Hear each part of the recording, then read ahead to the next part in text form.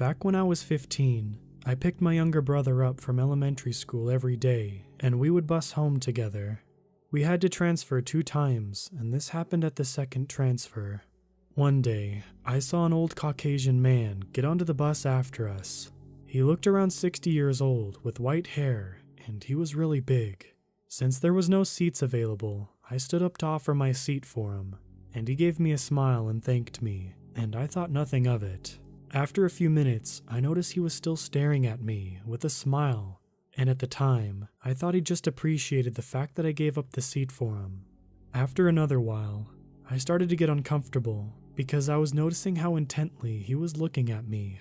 Once again, I tried to reason that maybe he had a mental illness, or was just slow because of his age.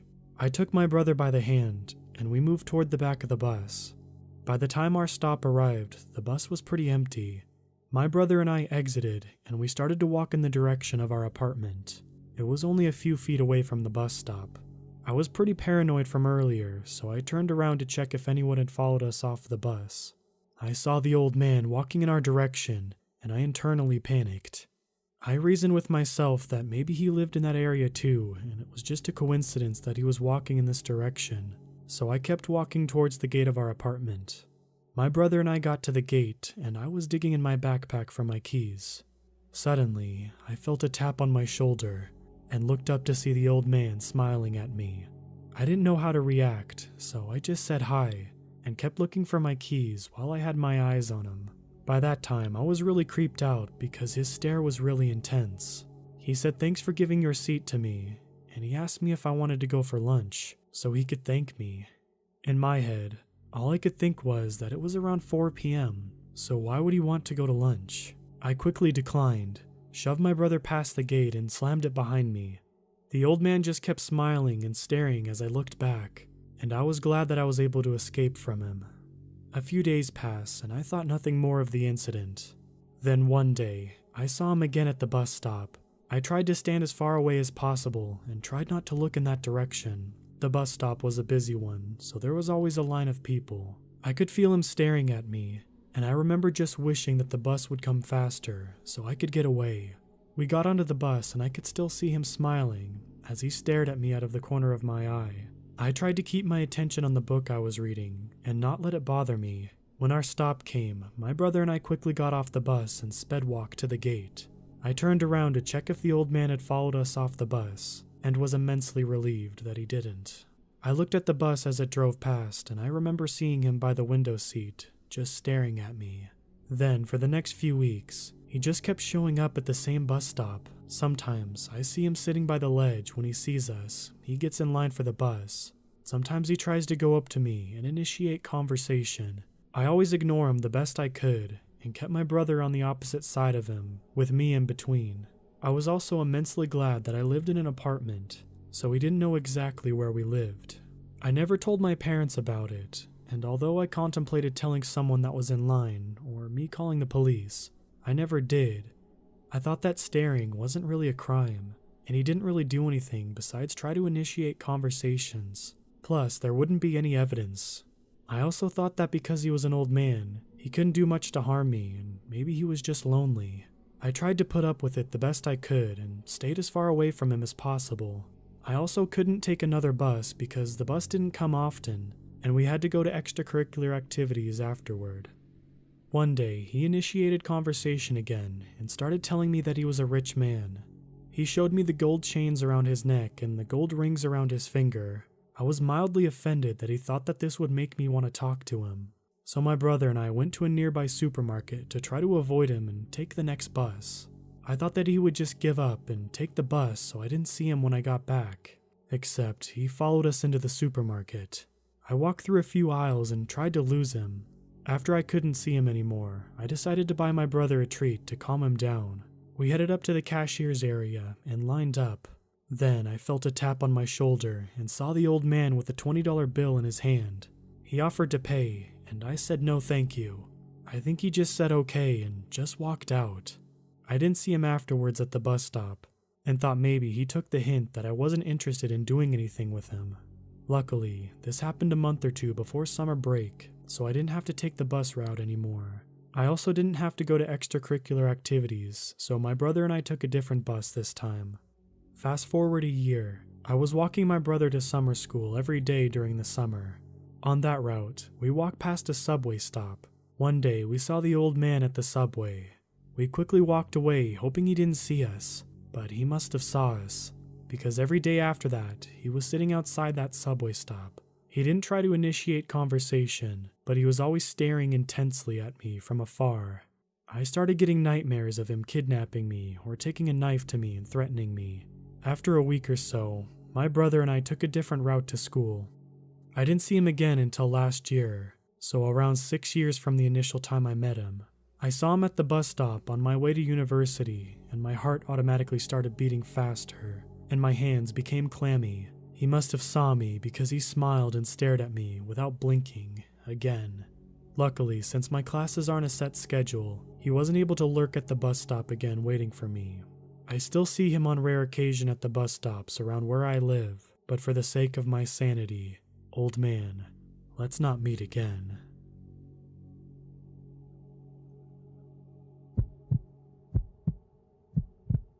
This happened a year ago. My husband and I were newly married, moving into our first place together. We knew a family who owned various properties around our estate and had a condo unit available in one of the more sketchy towns, but he was going to let us rent in it very cheaply. We moved in during September, and then the strange events happened in March and later on. I'll try my best to explain the layout of this. We lived in the same building as my stalker, although we don't use the same stairwell, as each building is separated into 2 sets of 6 apartments, 2 apartments on each level. We lived at the top, 3rd floor. He lived at the bottom of his cluster. He had the handicap-accessible apartment that was closest to the parking lot. One evening, my husband and I went to the grocery store and got into a bit of a fight on the drive home. So he dropped me off with the groceries and drove off to spend some time alone. He dropped me off at our usual parking spot, and I walked up the sidewalk with our groceries. He had already drove off, so he wasn't around for what happened next. While I was walking down the sidewalk from our parking lot into my stairwell, I passed the stalker's unit. Once I was directly parallel to his front door, this man yanks open the door and runs out, so he's standing about 15 feet away from me. He was in his mid-20s, early 30s. Guy was wearing shorts and a t-shirt, and the creepiest thing about him was that he had this giant grin plastered on his face. I gave him a disgusting look and kept walking, but he started following behind me, 10 feet back. I looked over my shoulder at him, and he's still grinning with his creepy grin, and I run up the stairs with my groceries. I was afraid that he was going to follow me up the stairs, and that I wouldn't be able to get inside my house fast enough, because I had to get my keys from our lockbox. But he stayed at the bottom of the stairwell, just grinning up at me from below, and watched me race inside. I locked the door and tried to look out the closest window, but couldn't get a great look at him. But I saw him walking calmly back to his own apartment. I was seriously freaked out. What just happened? Is he crazy? Is he just a gross, scary stalker? I didn't know who or what to tell about this because I wasn't sure if it was worth telling, or if someone would just tell me, it's fine. It's just a weird thing that happens sometimes. But I decided to call my brother and told him about it. Once my husband got back, I told him, and he said, that's really strange. It's probably okay though. Just take note if anything strange like that happens again.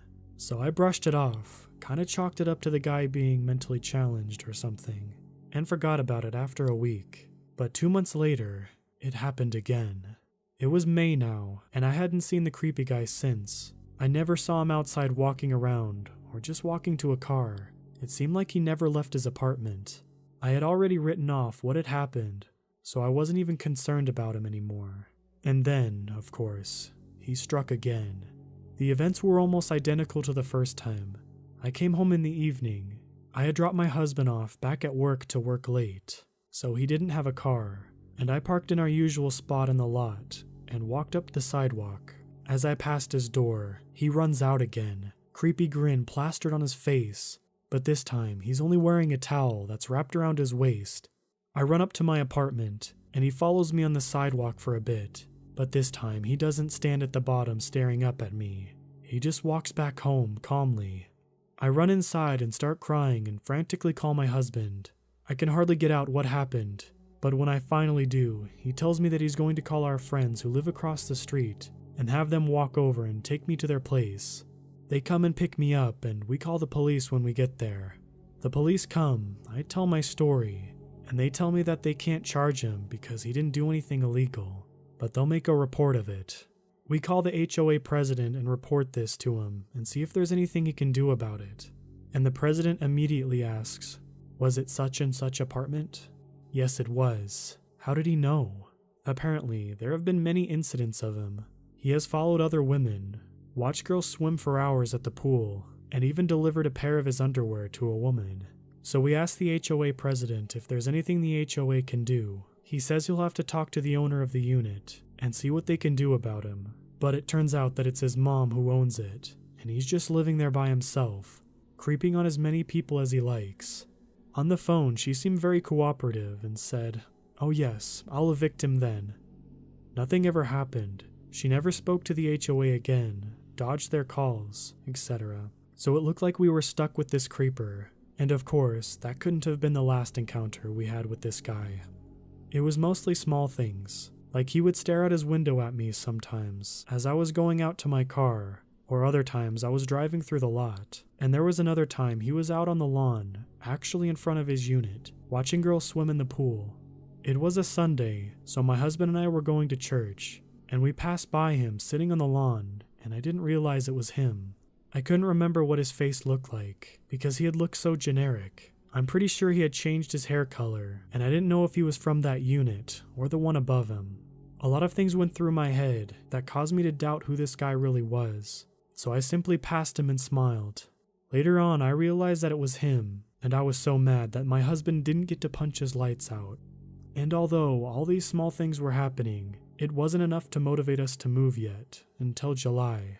My husband and I had gone camping with our church for a week, and when we got back, we just hang out with some friends and didn't get home until late. We pulled in around 1:30 a.m. My husband and I had to go close our pools. We worked for a pool company and opened and closed pools daily. Just lock the doors and turn off the lights and such. He dropped me off home early to get ready for bed. He watched me go inside to make sure I was okay and then left. He came home an hour later, about 2:30 a.m., and the creepy guy was standing on the sidewalk in front of his usual spot, shirtless. We assumed the stalker was expecting me to be the one driving alone, but upon seeing it was my husband, he booked it back into his apartment. My husband parked as fast as he could and ran after him, but he was already inside. He pounded on the door, yelling at him to come outside, but he wouldn't. My husband came up to our apartment and told me what happened. He grabbed my pepper spray and a heavy object and went back outside to patrol the area because he was so riled up and angry. We ended up moving 2 weeks later, no longer wanting to endure the harassment. Best decision we ever made. So to the creepy guy who stalked me for months, let's not meet again.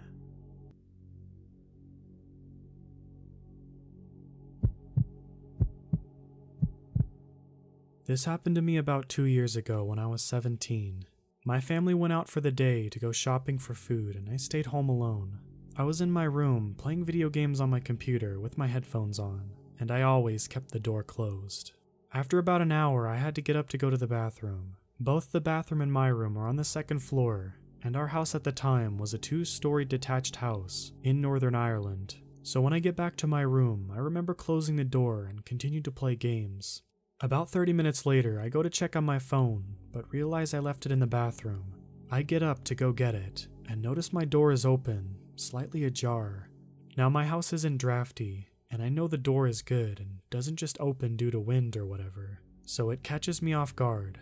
But I reason I probably just didn't close it all the way heading out to get my phone. I came back and continued to play, making sure I closed the door on my way back in. Some time after, I hear my family come back home. I hear them bringing in the first load of shopping into the kitchen and go out to their car to get more. When they come back in, they call my name and I head downstairs. When I came down, I saw the back patio door was lying wide open. They asked me if I was out back at any point while they were away, and I told them I hadn't. We looked outside and saw one of the deck chairs was pulled over the lower part of the fence, facing a small wooded area leading over to another street, obviously not where it should be. This shocked me. My mind raced with the idea of what was going on. This is my own personal theory. Somebody had managed to get in, most likely through the back door. They had went to see if the house was clear, went upstairs, opened my door, and then saw me. Then they must have decided to wait downstairs for some reason. Maybe thinking I would leave, or they could ambush me, but had gotten scared and hid when my family returned, using the fact that they had left the kitchen to go bring in more shopping to slip out as fast as they could, and use the chair to get over the fence. Even with this idea, I don't understand why they would risk coming in, given that it was in the middle of the day. Plus, if they seen that I had headphones on, why not just come up behind me and deal with me then?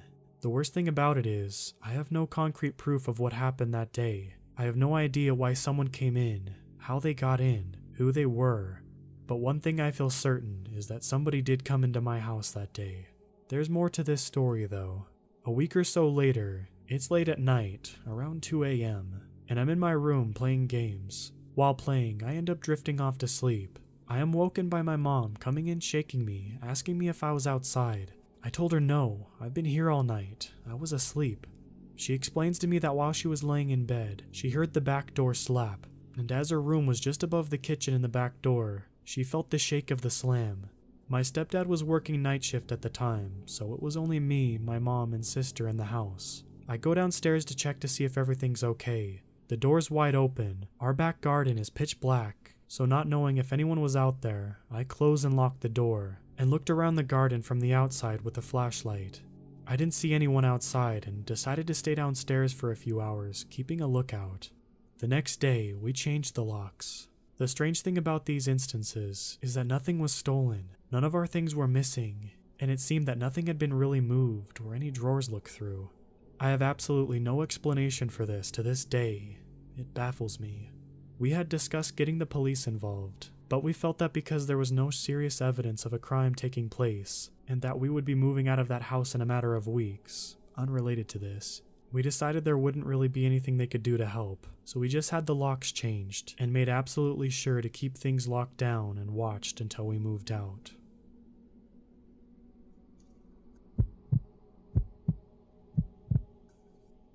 A few years ago, my husband and I were remodeling our house. I had purchased my grandparents' old home after they both passed away, so we wanted to update it. We had gutted the living room and replaced the wall. I had been sanding drywall mud off all evening, so after my husband left work, I called it a day. I had all the doors and windows open, letting fresh air in, and drywall mud dust out. It was just me and my son home. I had just gotten out of the shower and heard a knock at the screen door. It scared me. It was 11 at night, and our home was in the country. Our neighbors weren't screaming distance. There was a mobile home park about 1.5 miles down the road, and we never had anyone show up that late. There was a younger girl at the door. She couldn't have been more than 20. She was wearing shorts and a tank top. She asked to use our phone. She said something was trying to kill her. I wouldn't let her in. I asked if she wanted me to call the sheriff. She quickly said no. She just wanted to call someone to get her. I noticed she was holding a cell phone. She told me the battery was dead. I had my 2 German shepherds standing on both sides of me. I told her she could use my phone, but couldn't come in because my dogs were trained attack dogs. We can't let anyone in that doesn't know us or them. She looked freaked out. When I handed her our landline phone, she extended her arm out. That's when I saw it. She had track marks all up and down her arm. I think she was shooting up meth or something. She called her ride, and not 2 minutes later, I see a car come down the road. He was on a dead-end street. As soon as they left, I closed and locked down everything. I called my husband and the sheriff. I have never had anything like that happen before or since. I think they saw the house. It was isolated and had the exterior decor of what an older person's home would have, and thought it would be an easy target to rob. Thank God I had my dogs, and I'm glad we didn't get to meet what was in the car picking her up.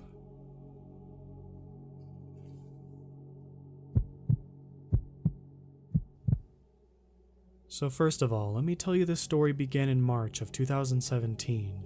I'm a 19-year-old male. My family and I moved into this new house that same month. I was really excited because this house was huge and got a beautiful garden with a pool and a hot tub. I'm not bragging, but this is information that will be important later on.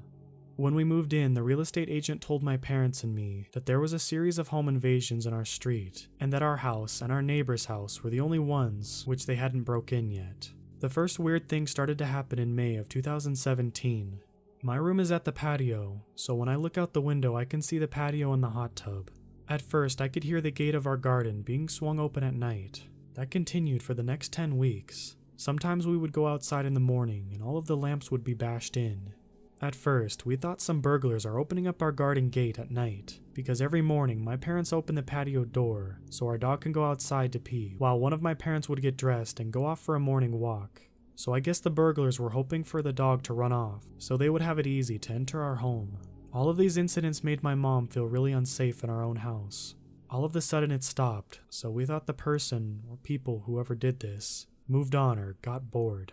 But after 5 months, everything started all over again, but worse. In November, I woke up with footsteps outside my window, so I opened my eyes and wished I wouldn't have done that. What I saw was a 6'3" man standing outside my window watching me while I slept. He looked so old, yet so young. He had a young face, but his haircut made him look 25 years older. At least that's what I could see in the dark. I was frozen. I couldn't move, so we just looked at each other in the eyes for what felt like an eternity. Suddenly, he ran off, so I took my chances and ran into my parents' room and told them everything. My dad grabbed his gun, which he is keeping at home now because he got worried over the past months. He's a police officer. He ran outside but couldn't find the man, but only a broken gate, so he called the police. The police, actually 2 colleagues of his, came, but they couldn't do too much, so they left rather quickly. 2 months later, I woke up to splashing sounds. I got up, looked outside my window. I noticed that the sound was coming from the pool, but I couldn't see due to the trees blocking my view. So I shrugged it off because I thought there's just something wrong with the pump, which wasn't a rare thing. So I went back to bed, but I had a hard time falling asleep since the sound grew louder and more intense. So I got up and went into the living room, which allows me to see the entire garden. When I looked outside, I got the same feeling which I had 2 months ago, when I spotted the guy outside my window. Anyway, so I looked outside and saw the same man standing in our pool, draining our pool with a small cup, and I mean it how I said it. He was standing in our pool with a cup throwing water on the grass. He had this dead stare in his eyes, like he didn't even know what he was doing. He noticed me watching him and just smiled at me while diving down like that's the way to escape. I woke up my dad, who immediately called the police. They left as fast as they came, since they didn't find anything but an empty pool. They said he was probably homeless and just washing himself off, but I'm certain that's not what he was doing. It is now the end of August, 2018. I noticed some weird cars parked in front of our house lately, and if someone would spot them, they would drive off. My parents left me alone this weekend. Since it's my uncle's birthday, I didn't want to come along, so I decided to stay home. I got bored all alone at this big house, so I called a couple friends of mine to come over and hang out at my place. They came at around 7, and we started drinking some wine and listened to some music. Time passed, and it was 11 when we heard something knocking on the window of our living room. I thought I was imagining the knocks, but my friends looked at me like they were about to ask me if I was expecting someone else. I turned off the music to listen, but all we heard was silence. I turned on the patio lights when a girlfriend of mine yelled, "Hey, there's someone running!" I didn't see anyone, but I heard the gate slam shut. I was worried, but decided not to call the police since they couldn't do anything anyway. I was really glad that my friends drank something and had to crash at my place, so I wouldn't be alone that night. Today is Saturday and my friends left around 5 p.m. I was in my room when I heard something fall behind me, so I got up to see what it was. When I walked towards the bathroom, and I was freaking out when I could see a person right behind the door. The person didn't notice that I spotted him, so I walked back into the room to get my phone and call the police and my parents. I wanted to go down to the den because the lock on my door was broken. When I passed the bathroom, I saw the person was standing there, so I opened my camera and took a picture as proof for my family and friends. Here's that picture. When I took the photo, I didn't think about the flash, and my phone illuminated the entire bathroom, and the door slammed shut. I thought that was my chance to abandon the house completely, so I ran right out of my house and called the police. They arrived within 10 minutes. They went inside and came out with the same man who was terrorizing me and my family for over a year and a half now. The police say he was sitting in our bathtub, staring at the drain. He was constantly saying, "The cult elderly will eliminate you." Right now, I am sitting in my room, writing this story, and worrying about the cult he was talking about. Are the suspicious cars in front of my house a part of the cult, or is he just an insane man? The entire event doesn't make sense to me, and I don't know what is yet to come, but my family and I will move again in December.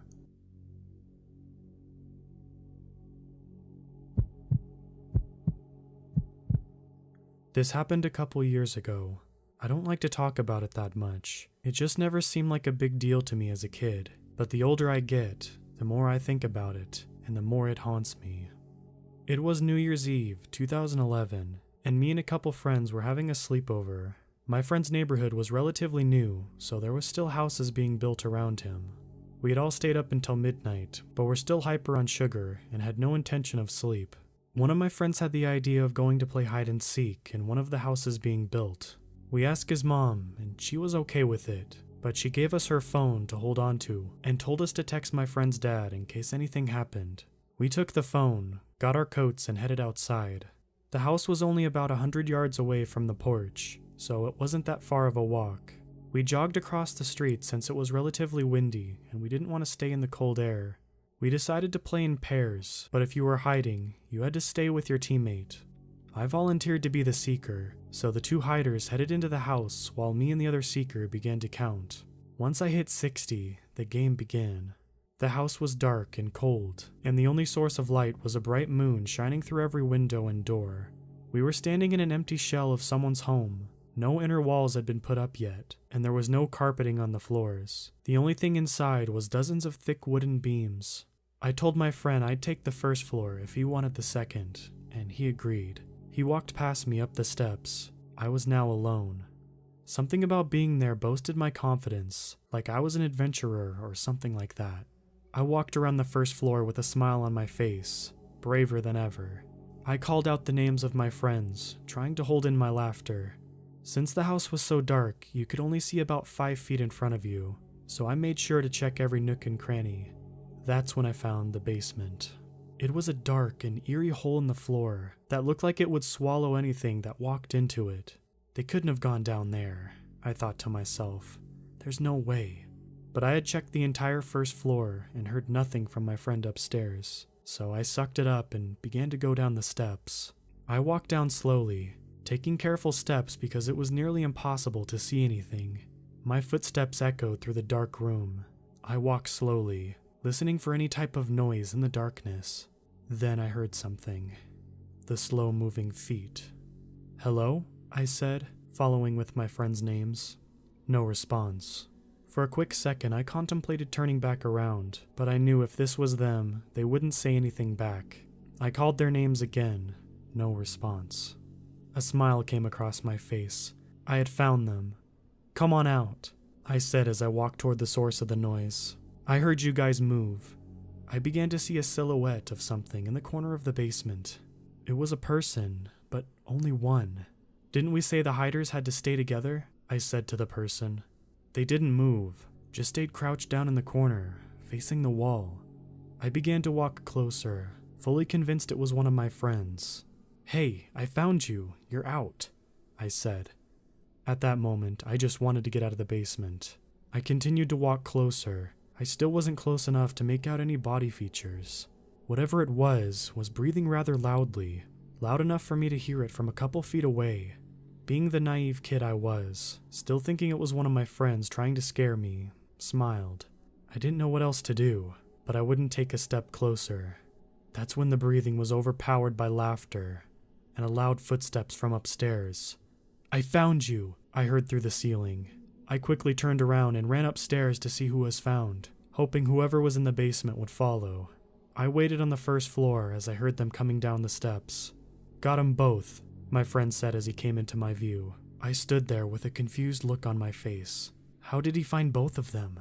I thought to myself. But to my surprise, here came both of the hiders, walking from upstairs. My heart dropped. I felt the blood rush out of my face and my legs go weak. I slowly turned around and stumbled towards the front door, without saying a word. "Where are you going?" they asked. I couldn't open my mouth to speak. There was only one thought in my head at this time. Who was in the basement with me? I made it to the front door, slowly turned the knob, slipped outside, and began running up the stairs to my friend's house. I wanted to get as far away from that place as possible. I began to feel tears welling up in my eyes. I made it to the front porch and collapsed, barely able to catch my breath because I was so hysterical. I lay there for what felt like ages when I heard my friends coming up behind me. I don't remember what they were saying. All I could think about was the person in the basement. After I calmed down, I told them what happened, and they all seemed as freaked out as I was. The fact that I had talked directly to the person for so long is what scared me so much. We decided not to tell his parents because we figured they wouldn't believe us. I didn't sleep for about a week after that, and I still have nightmares about it sometimes. A few months after that night, the house was finished and the family moved in, and I never heard any complaints about a squatter or anything. The older I get, the more I come to realize it was probably a crackhead or something like that. And sometimes I feel guilty because I know we probably could have helped him, but it is still terrifying to me.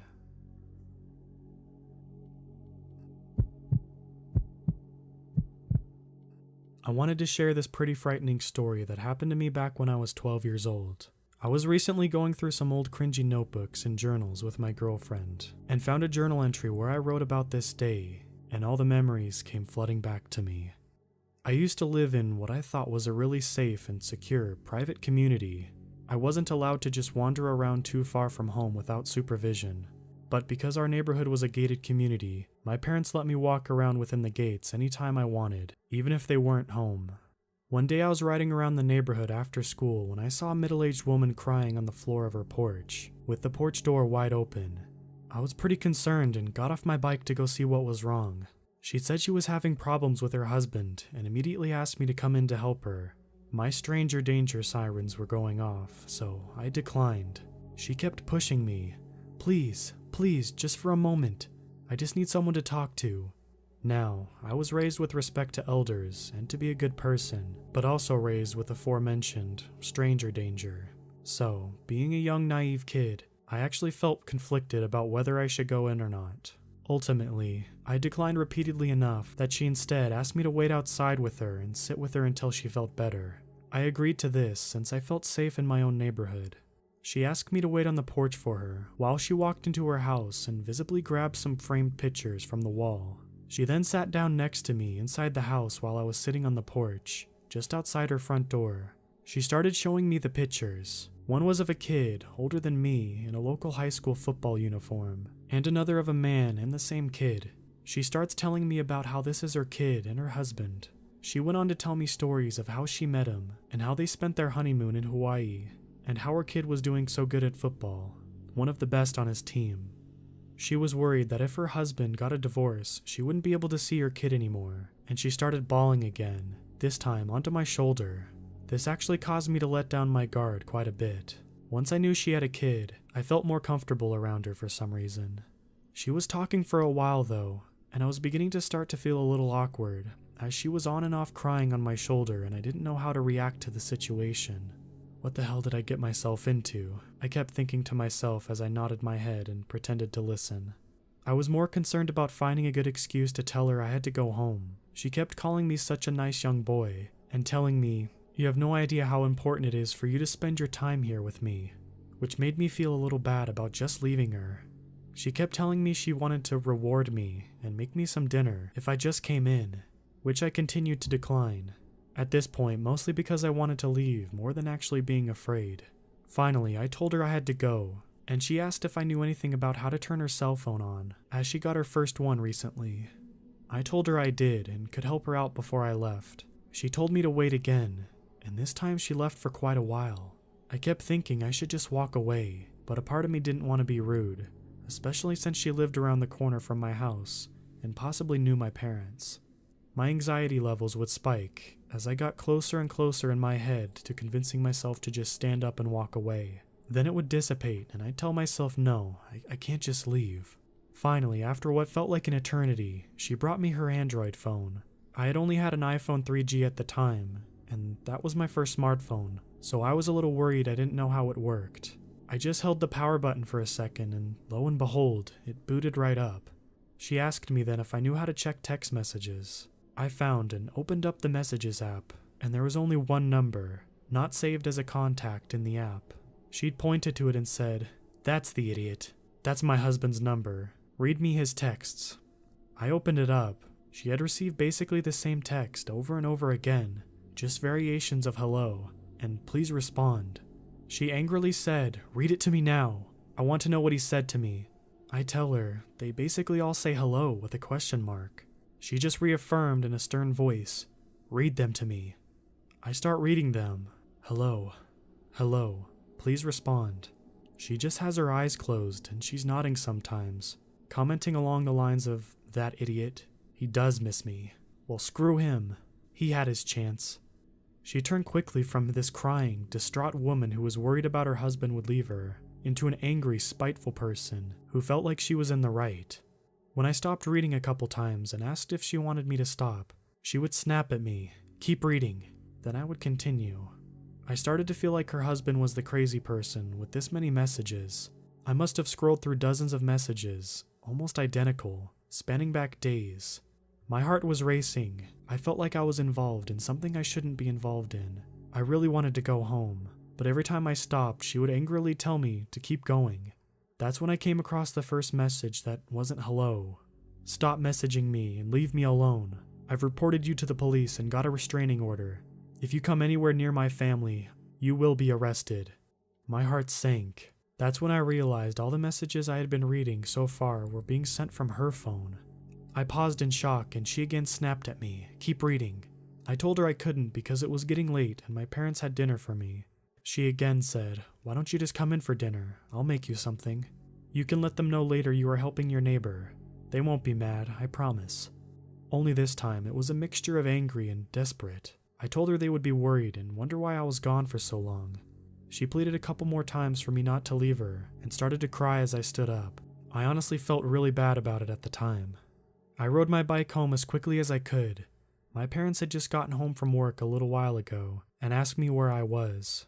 I didn't tell them the truth because honestly, I was worried that they wouldn't let me hang around the neighborhood when they weren't home anymore. A few days later, I came home and there was 3 police cars in front of the house. My heart sank. I asked my parents later that night if they knew what happened. My dad said, "Oh, there was just a break-in or something."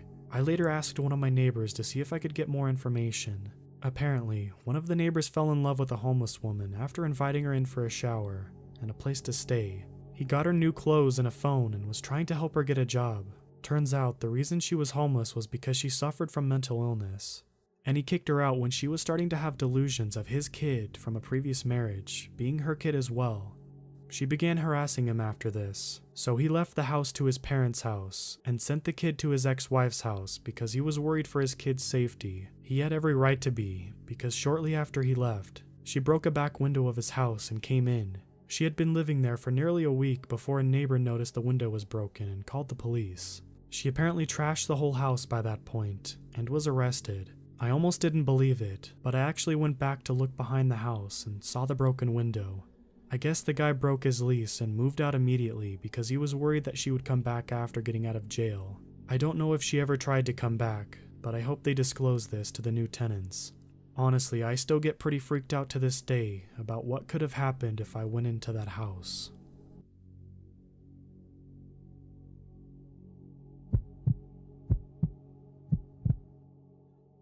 This happened about 2 years ago.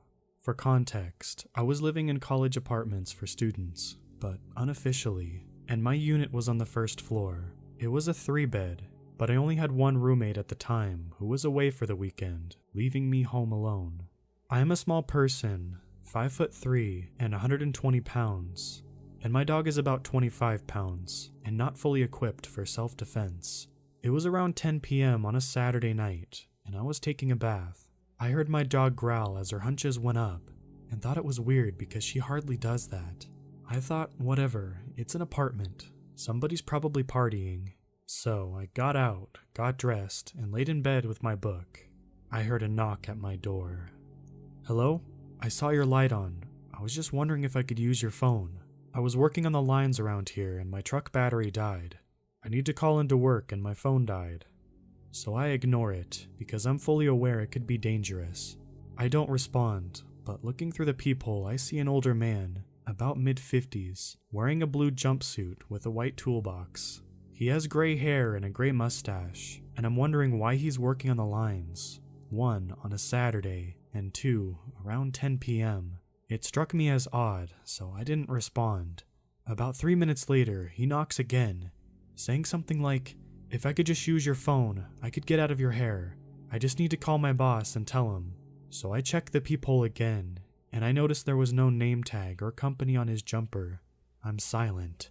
My dog growls again, this time more angrily around the front door. She starts pacing and getting frustrated. I texted a friend or two this was happening. Again, this time after about 7 minutes, he knocks, more abruptly. If you don't want me to keep knocking, let me use your phone so I can get a ride. I know you're home. I can see your light. He was beginning to sound frustrated and angry at being ignored. I ignored and my dog began to show her teeth. She directly faced the door, teeth baring, and began barking viciously.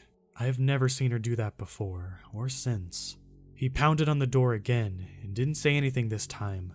I looked back at the peephole, becoming scared for my safety, and my mind thought, why does he have his toolbox if he could have just left it in his car? And why does his company uniform not say the company's name? Why hasn't he moved to another unit? I continued to ignore him, but at this point, more out of shock, he pounded on the door once more, and my dog barked louder and more aggressively. He said, fine, I'll have to walk down the street and ask for a phone there. Thanks for nothing. She barked for another minute or so, and eventually he left. I was concerned about him entering my side doors, so I locked them, and just hope he didn't, as I called some friends. Maybe this man genuinely needed help. Maybe he was working overtime, but it still bothers me today. 1. Why did he focus on my unit for so long? He spent maybe 15-20 minutes trying to use my phone. 2. It's possible his work uniform wasn't labeled, but why bring a toolbox with you and ask for help? I didn't see what he had in the toolbox, but I think it would be heavy and he'd leave it in his truck. 3. He said, I know you're home. Maybe this one is small, but in a 3-bedroom unit, why would you specifically address a you? Why not say somebody? The most terrifying thing is later in that week, I told my facilities manager there was a man on Saturday from their electrical company trying to get help for his truck battery. She said, our maintenance men do any of the work on the electrical lines. We don't hire contractors. They finished their electrical work near your unit last month, so there would be no reason for them to be working there. I don't know why he lingered on my unit so long. I felt like prey, likely because I was. I had seen a white truck a lot outside my building for a couple days before, and just assumed it was somebody's friend or something. Lots of people go in and out, but I really think this guy was there watching and waiting for a good moment.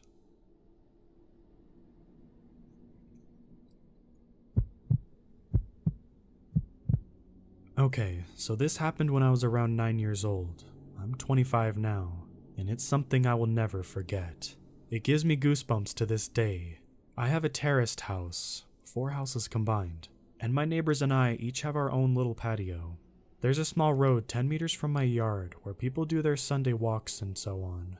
Only a small fence separates my small yard and patio from the road. I live in a pretty crowded area, with several of these terraced houses spreading around my neighborhood, so seeing people walk on the road is pretty normal for me. Seeing random people standing on my patio is not. When I was 9, I usually got home from school about an hour before my mom got home from work. I live maybe 50 meters away from school, so my mom figured I was mature enough to be home alone for around an hour before she got home. This one day, I got home from school. I did the usual thing, which was make sure I locked the door and double-checked the back door leading into the patio. I was 9. Being alone was a little scary, even though it was in the middle of the day and only for 1 hour. I then rushed to my room upstairs to play as much PlayStation as possible before my mom came home and made me do my homework. While playing, I heard this voice coming from outside my window. My room was located 1 floor over the patio, with a view to the road that I told you about before. It was kind of like the sound of a cat, but my cat had been missing for over 3 months. Hope sparked as I thought. He finally did come back. I ran downstairs to check if it was my cat, but the sight that met me gives me goosebumps writing this. There was a guy standing on my patio, a guy with black hair covering half of his eyes, making him look like the male version of the Ring Woman or something. I could hear him making high-pitched sounds, almost like a cat meowing. A brown liquid was running down from his mouth, and I could see him spitting out my dad's stomped cigarettes. He was actually eating from the ashtray. I was frozen observing this, eventually snapped out of it and screamed so loud that the man must have heard it. He didn't react. He kept on eating from the ashtray. I ran upstairs to my room, locked the door and called my mom, who then called the cops. I have never been more terrified in my life, laying in my bed under my sheets, shivering with fear as I hear this creepy high-pitched noise from the guy eating cigarettes from the ashtray on my patio. I kind of blacked out for a moment, because the next thing I remember is the police arriving on the road by my yard. I hear them talking to the guy, saying stuff like, "What are you doing? Get over here, or we'll have to come down and arrest you," and so on. He didn't respond, but the high-pitched sounds was more frequent and louder. I decided to look through the window, feeling safe now that the cops were there. I could see 2 police officers standing by my fence, one man and a woman. I did not see the creepy man, however, because he was standing directly 1 story under me, out of my field of view. The police jumped the fence, and I remember hearing the creepy guy scream louder than anything I've ever heard before. He charged the female officer with full force and knocked her out cold. The male officer immediately tased the guy, leaving him shaking on the ground, screaming still. The policeman struggled, keeping him on the ground while putting handcuffs on him, but he eventually made it. After a while, he managed to wake up the female police officer, who seemed badly hurt. He called for backup and an ambulance, and then he sees me staring in the window above him. The expression on my face must have been something else, because he just looked at me and said, "I sure hope you didn't see all of that." I started to cry. By this time, my neighbors started to arrive, wondering what was going on. One of my neighbors, an elderly woman, made me come down, and she took care of me until my mom came back home. The police took the creepy guy with them in the car and left. Before they left, they promised to come back and talk to us about what had happened. This is where the story takes an unexpected turn. The male police officer came back later that night and sat down with me and my mom to talk. He explained that the guy on my patio was actually diagnosed with severe autism. He had escaped a facility where mentally challenged people live, located around 5 kilometers from where I live. He explained that the guy had actually lived in my house about 5 years ago, but he had been forced to move when his mom, his only caretaker, died. The poor guy probably thought he would find his mom in my house. He missed the routines, he missed living there with his mom. The police had to move him from that house that time 5 years ago, because he was extremely strong. This was the reason he reacted the way he did when the policeman came that day. Still frightened, I told the police officer that he needed to make sure this would never happen again. He promised it wouldn't. After a few sleepless nights, my life got back to normal. The years went by and the guy didn't come back, until 1 year ago. At this time, my mom and dad had moved out. I had bought the house from them, and I'm still living there today. I was enjoying my morning coffee on the patio when I see this random guy stop on the road by my fence. He just stands there, looking at me. I looked at him and gave him a nod, and then I hear the high-pitched noises. It's him. His hair had turned gray, but the high-pitched sounds made me realize. My heart started racing as I instantly remembered the reason why he was back. I realized he must have managed to escape again. Because I kept my cool a little bit longer than when I was 9, I started to realize how sorry I felt for the guy. 16 years later, he was back to look for his mom. I decided to carefully ask him if he wanted to come down to the patio. He instantly started to jump the fence. I started to think that he would knock me out like he did that police officer. He didn't. He looked at me and smiled. I'd offered him to sit down. He didn't respond. I offered him to come inside and he started laughing, and we went inside. His face lit up, pure joy. He was home. It reminded him of the life he had with his mom. It almost made me tear up. All of a sudden, he sat down on my couch, turned on the TV, and switched directly to the cartoons. I observed him for a while. He was just completely focused on the cartoons. I just wanted him to enjoy the moment, so I didn't say anything to him. I realized that I had to call the facility and let them know. The caretakers arrived 10 minutes later. After a lot of convincing, he got back up, crying, and went back to the facility. I called the facility 2 days later. We made a deal. His name is Tom, and I now consider Tom my friend. Every Sunday from the day he returned, Tom and his caretakers visit me to watch cartoons. They say it's the highlight of his week. It makes my heart warm.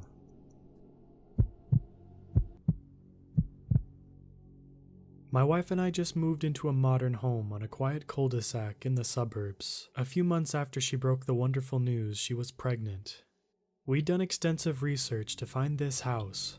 It's only a quarter mile from the school and off the highway, a safe little haven from busy roads, and it's not too far from my job. After the movers left and a few hours spent unpacking and relaxing, Sharon and I finally slept in our new home 2 nights ago.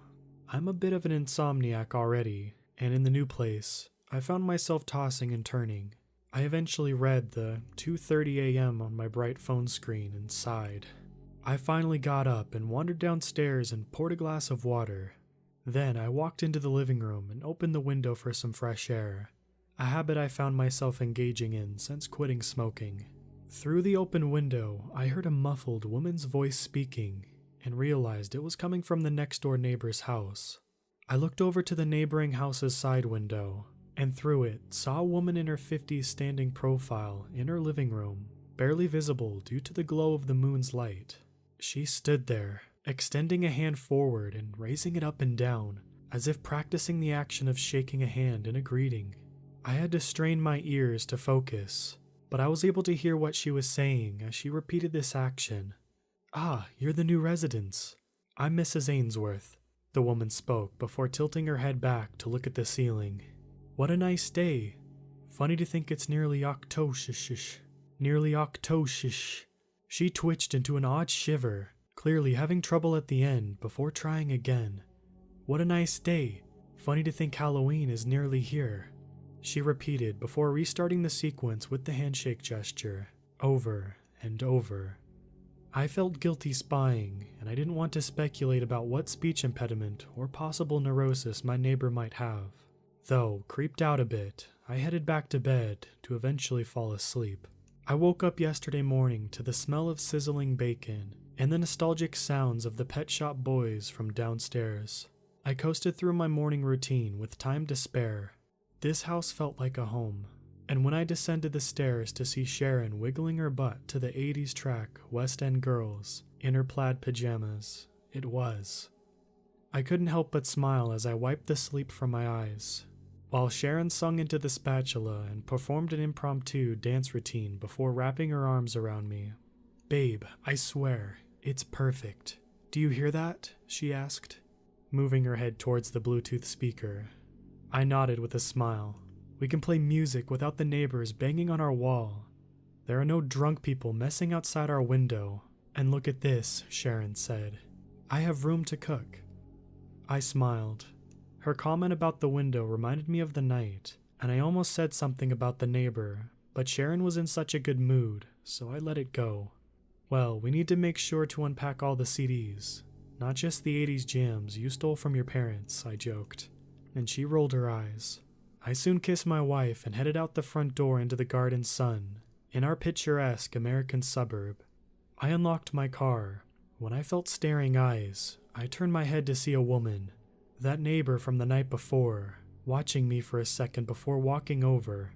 She was wearing the same outfit, and she extended a thin hand, which I shook, feeling her cold skin as she said those words. "Ah, you're the new residents. I'm Mrs. Ainsworth," she said before looking up at the sky. "What a nice day. Funny to think Halloween is nearly here," she said, flashing a large, strange smile. Yes, it's a nice day." I tried not to trip over my words. I introduced myself and motioned to my wife in the doorway, who waved and smiled.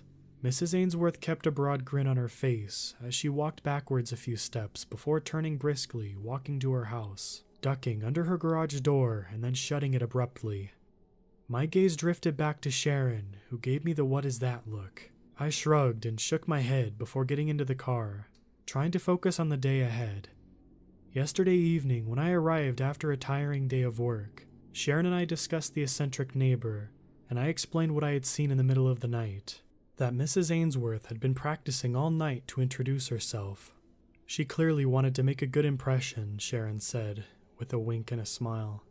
"Wait, should I be jealous, babe?" she added jokingly. "Oh yes you should," I purred, and she smacked my shoulder before I continued normally. "I'm being serious. It was creepy." Sharon didn't seem bothered by it, suggesting maybe the neighbor had suffered from TBI, traumatic brain injury. She explained she'd seen a few in her years as a therapist. I shrugged and thought it was possible, but I wasn't content with the answer. As the evening carried on, however, I eventually found myself feeling less on edge, and we enjoyed a romantic evening. We fell asleep, and I almost slept through the night, I tossed and turned again and woke up around 2 a.m., needing to use the bathroom. As I was about to switch off the light and leave, I looked out the upstairs window and my hair stood on end. From that angle, I could see into multiple rooms of the neighbors' houses in the cul-de-sac. In every home, I could see at least one of the neighbors, fully dressed and standing in the dark. It was impossible to make out what they were saying, but they were all just practicing everyday tasks, things that were normal during daylight, but unsettling in those dark rooms in the middle of the night, alone.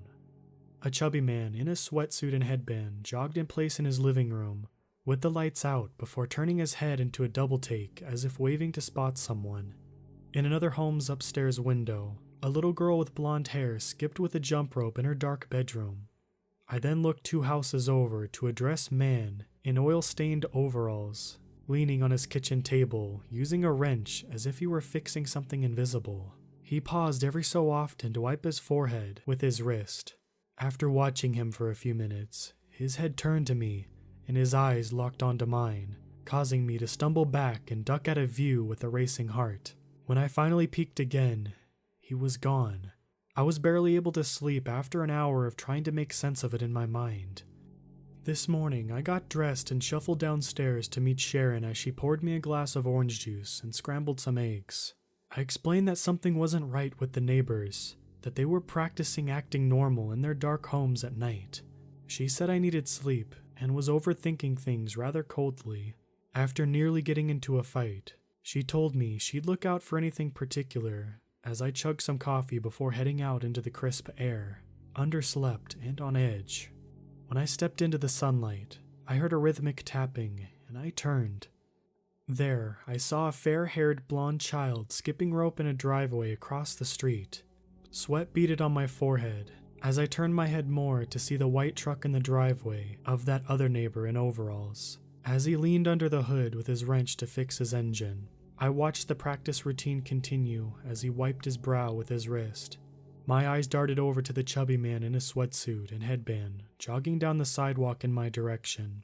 He soon turned his head, pretending to be surprised by seeing me, then gave me that friendly wave I'd seen him practice over and over that last night. As he jogged past, I watched his face drop slack as he rotated his head out of view, continuing on. I drove out of our cul-de-sac, but soon pulled onto the shoulder of the main road and watched. I called Sharon, unable to drive to work as I sat in my car, parked on the shoulder until she finally answered. She kept throwing around terms like adjustment disorder and delusional, but she didn't see them all practicing last night like I did. She didn't pull onto the shoulder of the highway to watch the jogging man continue around his house and stop at the back door, dead in his tracks. She didn't see those thin, spidery legs slowly reached from his parted lips before entering his home. I pray it's nothing, but she also didn't call me babe this morning, as she usually does. She called me hun.